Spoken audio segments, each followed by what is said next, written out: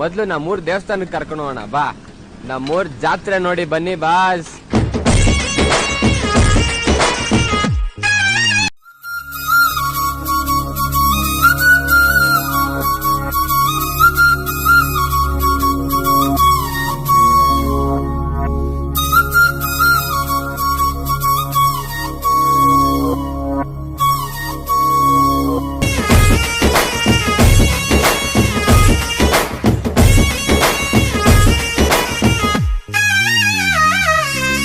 ಗುಂಪು ಗುಂಪಲಿ ಗೌರಿ ಗಂಗೆ, ಬಣ್ಣ ಬಣ್ಣದ ಚಿಟ್ಟೆ ಹಂಗೆ, ನೋಡೋಕೆ ಸಾಲಾಕಿಲ್ಲ ಎರಡು ಕಣ್ಣು.